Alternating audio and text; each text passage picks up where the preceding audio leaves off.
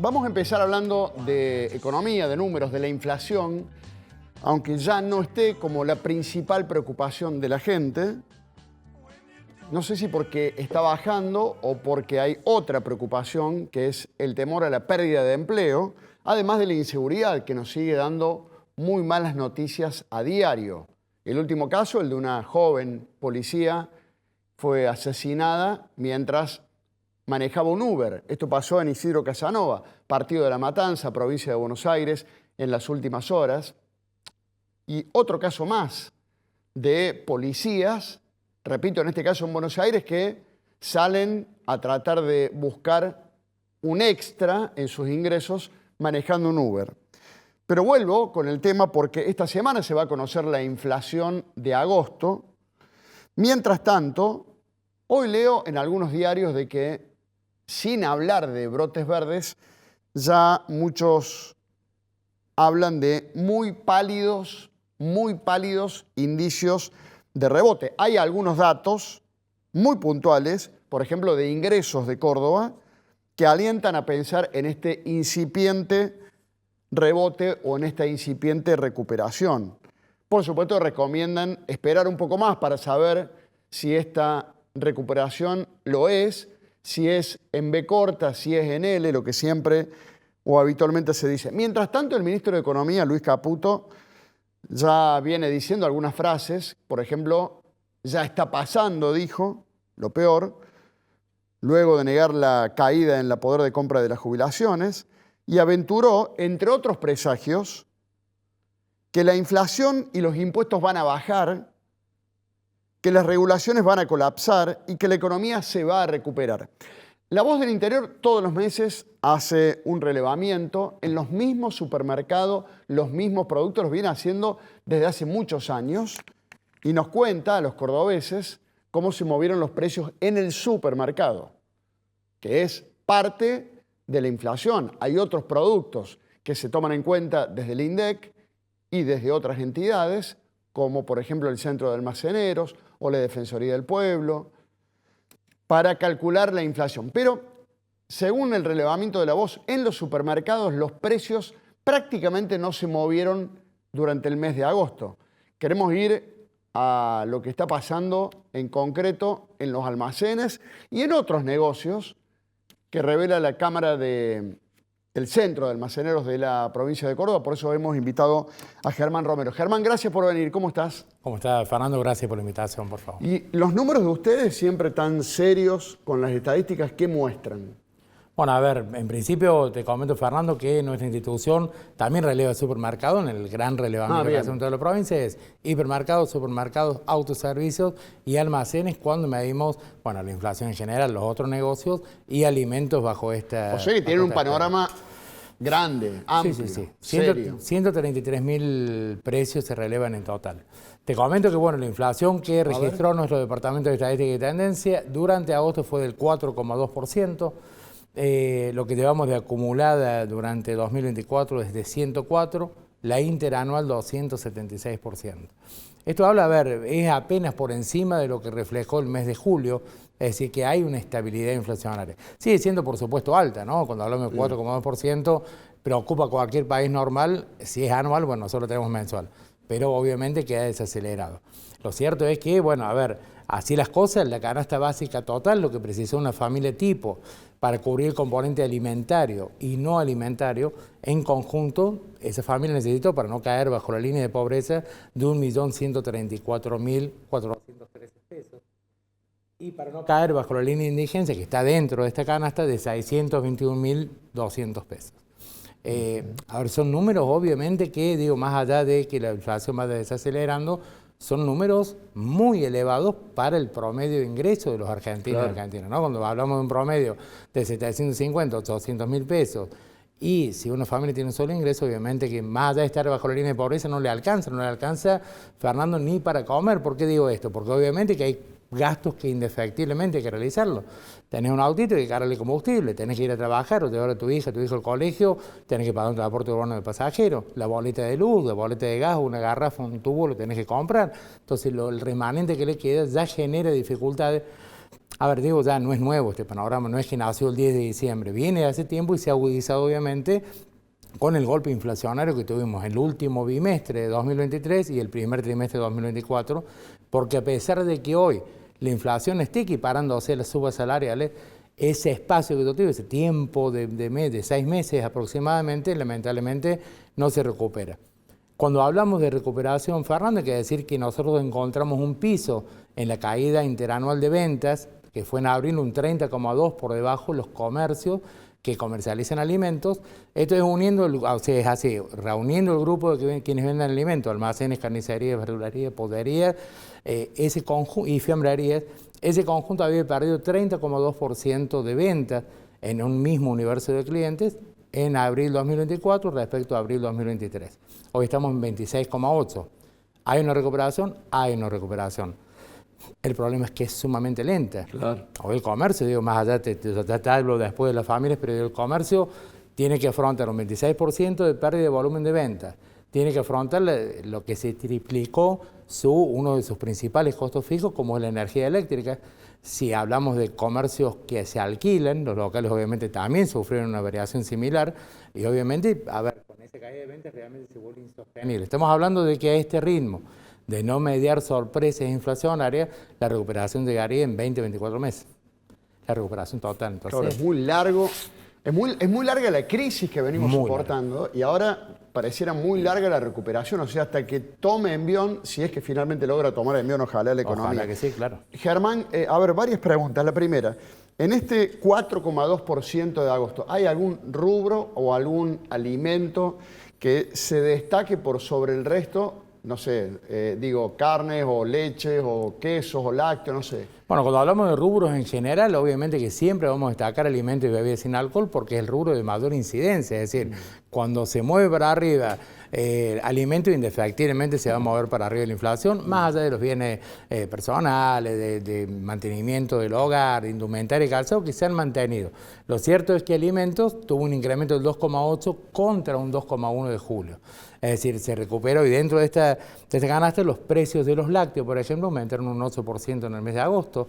Aumentaron, por ejemplo, también lo que es aceites, harinas en un 15% aproximadamente. Y después lo que fueron harinas y farináceos como galletas y fideos también aumentaron en un 8%. Eso hizo que la canasta alimentaria aumentara un 2,8%. Claro que cuando comparamos con aquellos meses, Fernando, de noviembre, diciembre, enero, febrero, hasta marzo incluido, parece que es muy poco, pero obviamente que para llegar a esta síntesis de que la canasta alimentaria aumentó 2,8%, porque digo, a eso que vos referenciabas recién de la voz del interior, es correcto lo que hacen, pero digo, no conforma porcionado la canasta alimentaria. Claro, digo, una parte, por eso por ahí la gente dice, ¿cómo 2,8% si yo pagué el café más caro, el fiambre más caro, el azúcar? Claro, lo que pasa es que se toma una porción y si a lo mejor aumentaron todo lo que está fuera. Nosotros medimos la misma canasta que el INDEC bajo la misma metodología que lo hace INDEC.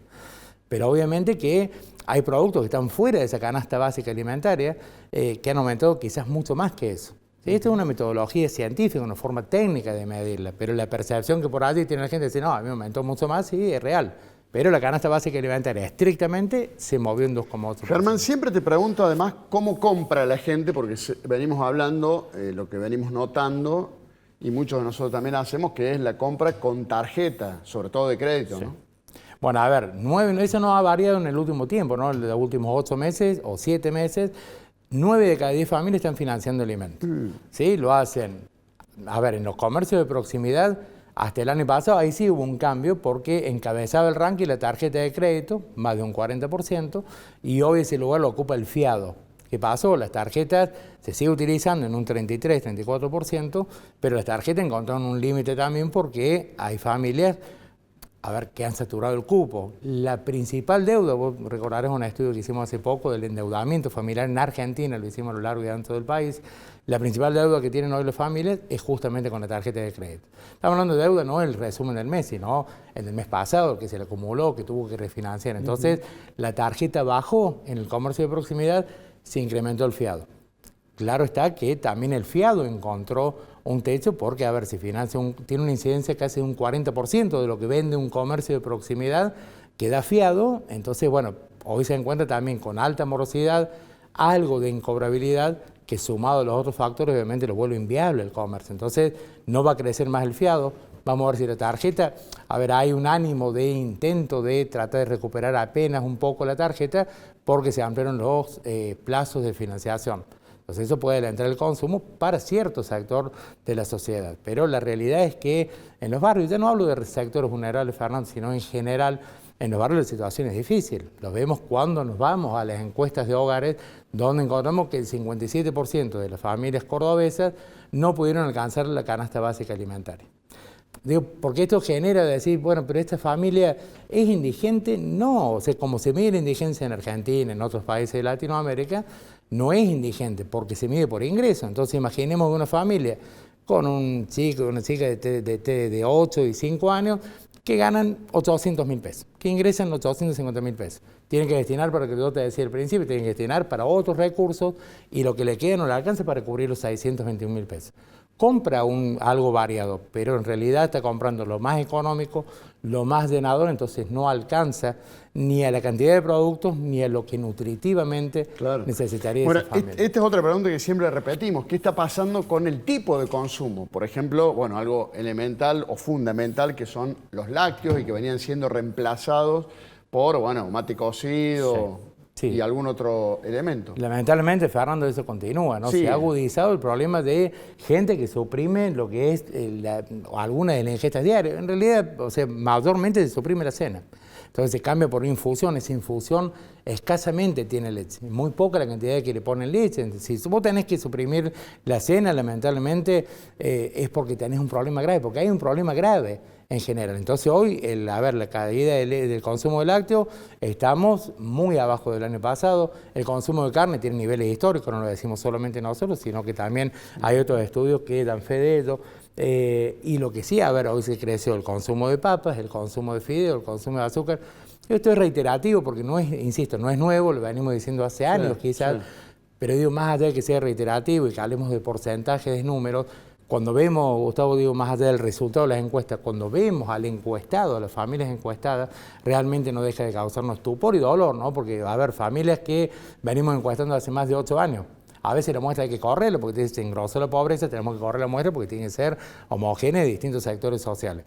Pero entendamos que hay familias, hay rostros, hay niñas y niños que se están malnutriendo. Entonces eso es lo que nos preocupa a nosotros como institución, nos preocupa como encuestadores y nos debe preocupar y dar una reflexión a toda la sociedad, ¿no? Porque Argentina es el país productor de alimentos, exportador de alimentos.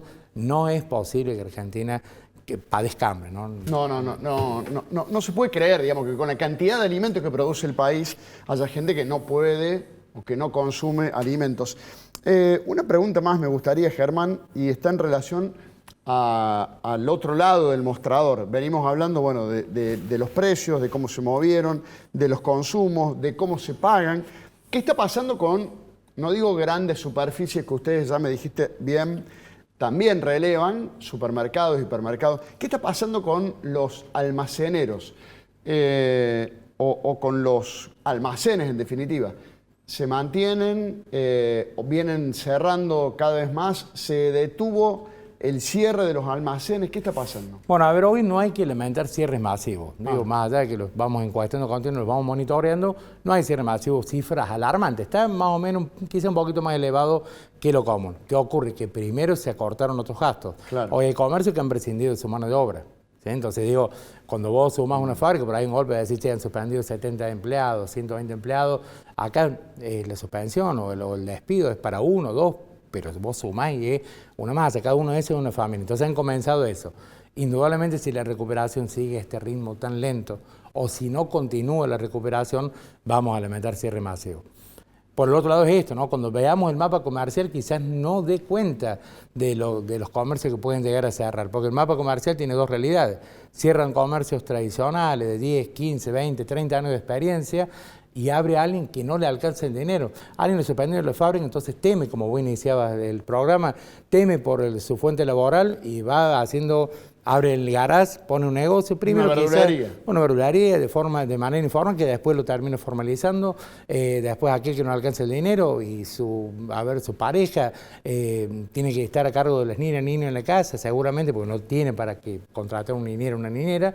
ponen un negocio. Entonces vamos a ver muchas de esas economías informales primero y el mapa comercial después puede que no refleje la realidad. Pero lo cierto es que hoy no hay que lamentar cierres masivos, pero sí estamos aún a la puerta de que eso ocurra si no hay una recuperación más rápida. Bueno, vamos a seguir observando lo que ustedes todos los meses están relevando con los datos, con la inflación.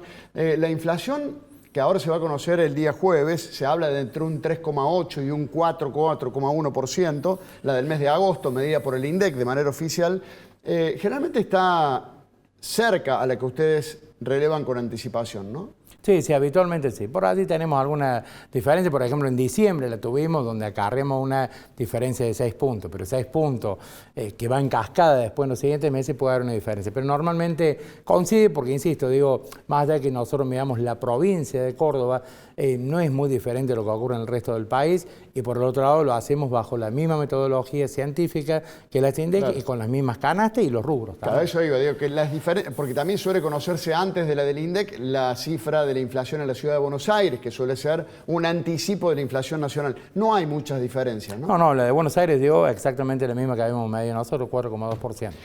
Germán Romero, del Centro de Almaceneros de Córdoba, gracias como siempre por tu tiempo, Germán.